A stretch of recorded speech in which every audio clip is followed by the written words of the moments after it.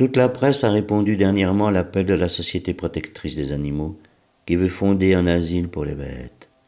Ce serait là une espèce d'hospice et un refuge où les pauvres chiens sans maître trouveraient la nourriture et l'abri au lieu du nœud coulant que leur réserve l'administration. Les journaux à ce propos ont rappelé la fidélité des bêtes, leur intelligence, leur dévouement. Ils ont cité des traits de sagacité étonnantes. Je veux à mon tour raconter l'histoire d'un chien perdu, mais d'un chien du commun, laid, d'allure vulgaire. Cette histoire toute simple est vraie en tout point. Dans la banlieue de Paris, sur les bords de la Seine, vit une famille de bourgeois riches. Ils ont un hôtel élégant, grand jardin, chevaux et voitures, et de nombreux domestiques. Le cocher s'appelle François. C'est un gars de la campagne, à moitié dégourdi seulement, un peu lourdeau, épais, obtué, bon garçon. Il rentrait un soir chez ses maîtres, un chien se mit à le suivre. Il n'y prit point garde d'abord, mais l'obstination de la bête à marcher sur ses talons le fit bientôt se retourner. Elle regarda s'il connaissait ce chien, mais non, il ne l'avait jamais vu. C'était une chienne d'une maigreur affreuse, avec de grandes mamelles pendantes. Elle trottinait derrière l'homme d'un air lamentable et affamé, la queue serrée entre ses pattes, les oreilles collées contre la tête. Et quand il s'arrêtait, elle s'arrêtait, repartant quand il repartait. Il voulut chasser ce squelette de bête, et cria « Va-t'en, veux-tu te sauver, allez-vous !» Elle s'éloigna de 2 ou 3 pas et se planta sur son derrière, attendant, puis, dès que le cocher se remit en marche, elle repartit derrière lui. Il fit semblant de ramasser des pierres. L'animal s'enfuit un peu plus loin, avec un grand ballottement de ses mamelles flasques. Mais il revint aussitôt que l'homme eut le dos tourné. Alors le cocher François l'appela.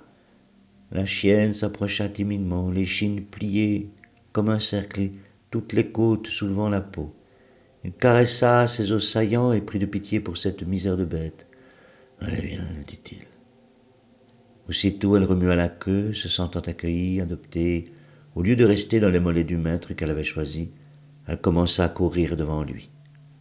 Il l'installa sur la paille de l'écurie, puis courut à la cuisine chercher du pain. Quand elle eut mangé tout son sou, elle s'endormit couchée en rond. Le lendemain, les maîtres, avertis par le cocher, permirent qu'il gardât l'animal. Cependant, la présence de cette bête dans la maison devint bientôt une cause d'ennui incessant. Elle était assurément la plus dévergondée des chiennes, et d'un bout à l'autre de l'année, les prétendants à 4 pattes firent le siège de sa demeure. Ils rôdaient sur la route devant la porte, se faufilaient par toutes les issues de la haie vive qui clôturait le jardin, dévastaient les plates-bandes, arrachant les fleurs, faisant des trous dans les corbeilles, exaspéraient le jardinier. Jour et nuit, c'était un concert de hurlements et des batailles sans fin. Les maîtres trouvaient jusque dans l'escalier tantôt de petits roquets à queue empanachée, des chiens jaunes, rôdeurs de bornes, vivants d'ordures, tantôt des terre-neuves énormes à poils frisés, des caniches moustachus, tous les échantillons de la race aboyante. La chienne que François avait sans malice appelée Cocotte, et elle méritait son nom, recevait tous ces hommages, et elle produisait, avec une fécondité vraiment phénoménale, des multitudes de petits chiens de toutes les espèces connues. Tous les 4 mois, le cocher allait à la rivière, noyer une demi-douzaine d'êtres grouillants qui piaulaient déjà et ressemblaient à des crapauds. Cocotte était maintenant devenue énorme. Autant elle avait été maigre, autant elle était obèse, avec un ventre gonflé sous lequel traînaient toujours ses longues mamelles ballottantes.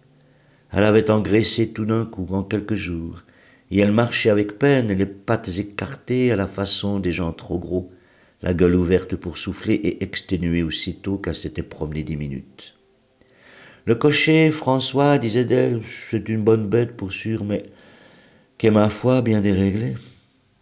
Le jardinier se plaignait tous les jours. La cuisinière en fit autant. Elle trouvait des chiens sous son fourneau, sous les chaises, dans la soupente au charbon, et il volait tout ce qui traînait. Le maître ordonna à François de se débarrasser de Cocotte. Le domestique désespéré pleura, mais il dut obéir. Il offrit la chienne à tout le monde, personne n'en voulut. Il essaya de la perdre, elle revint. Un voyageur de commerce l'a mis dans le coffre de sa voiture pour la lâcher dans une ville éloignée. La chienne retrouva sa route et, malgré sa bedaine tombante, sans manger sans doute, en un jour elle fut de retour, et elle rentra tranquillement se coucher dans son écurie. Cette fois le maître se fâcha, et ayant appelé François, lui dit avec colère: « Si vous ne me flanquez pas cette bête à loup avant demain, je vous fiche à la porte, vous aussi, entendez-vous » L'homme fut atterré. Il adorait Cocotte. Il remonta dans sa chambre, s'assit sur son lit, puis fit sa malle pour partir, mais il réfléchit qu'une place nouvelle serait impossible à trouver car personne ne voudrait de lui tant qu'il traînerait sur ses talons cette chienne, toujours suivie d'un régiment de chiens, donc il fallait s'en défaire. Il ne pouvait la placer, il ne pouvait la perdre. La rivière était le seul moyen. Alors il pensa à donner 20 sous à quelqu'un pour accomplir l'exécution, mais à cette pensée un chagrin aigu lui vint. Il réfléchit qu'un autre peut-être la ferait souffrir, la battrait en route, lui rendrait dur les derniers moments, lui laisserait comprendre qu'on voulait la tuer, car elle comprenait tout, cette bête. Et il se décida à faire la chose lui-même. Il ne dormit pas. Dès l'aube, il fut debout, et s'emparant d'une forte corde, il alla chercher Cocotte. Elle se leva lentement, se secoua, étira ses membres et vint fêter son maître. Alors il s'assit et la prenant sur ses genoux, la caressa longtemps, l'embrassa sur le museau, puis se levant, il dit « Viens ».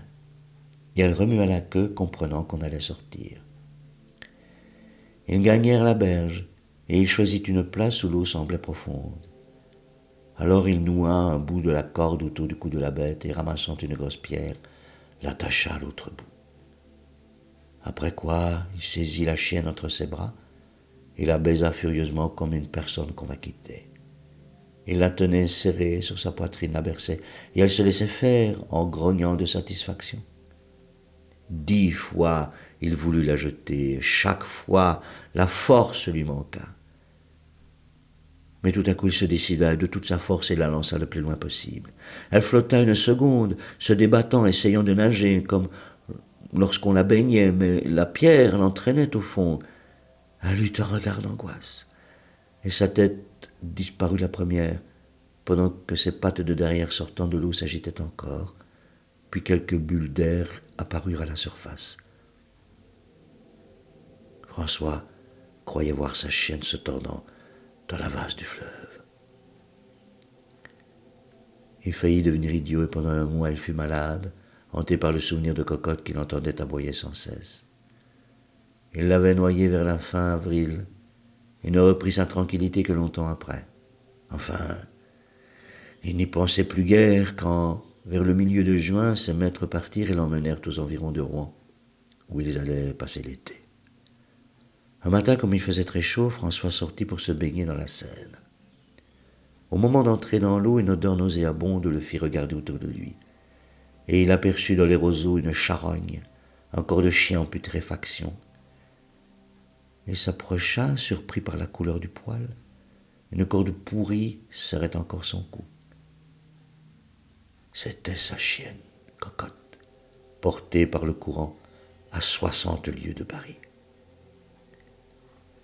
Il restait debout avec de l'eau jusqu'aux genoux, effaré, bouleversé, comme devant un miracle, en face d'une apparition vengeresse. Il se rhabilla tout de suite et, pris d'une peur folle, se mit à marcher au hasard devant lui, la tête perdue. Il erra tout le jour ainsi et, le soir venu, demanda sa route qu'il ne retrouvait pas. Jamais depuis, il n'a osé toucher un chien. Cette histoire n'a qu'un mérite. Elle est vraie, entièrement vraie. Soit la rencontre étrange d'un chien mort, au bout de 6 semaines et à 60 lieues plus loin, je ne l'eusse point remarqué sans doute, car combien en voit-on tous les jours de ces pauvres bêtes sans abri.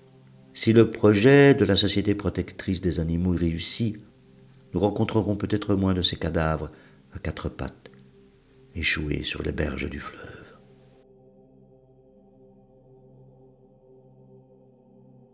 Cette histoire d'un chien est parue dans le journal Le Gaulois en juin 1881.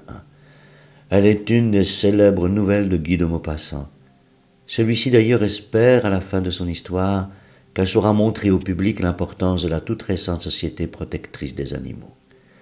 Cette société devait tâcher de recueillir les pauvres bêtes errantes qui finissaient ordinairement noyées dans les rivières, une pierre attachée au cou comme Cocotte, notre malheureuse héroïne. Au moment de la parution de la nouvelle, cette ESPA existait depuis un bon moment. Elle avait été fondée à Paris en 1845 par un médecin, Pierre Dumont de Monteux, révolté un jour par le spectacle d'un charretier fouettant à mort son cheval usé qui refusait d'avancer. Toutefois, il faudra attendre 1903 pour voir créer à Gennevilliers un refuge pour les animaux abandonnés, refuge qui existe toujours. On a du mal à imaginer aujourd'hui la vie des chiens d'autrefois.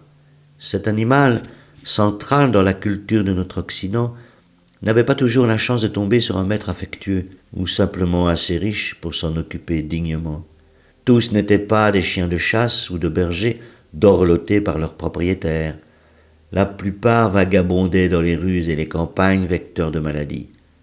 Le cœur de la plupart de nos ancêtres était assez sec pour les abandonner à leur misère. Et notre conte macabre montre à quel point il pouvait être compliqué de se montrer compatissant envers un chien.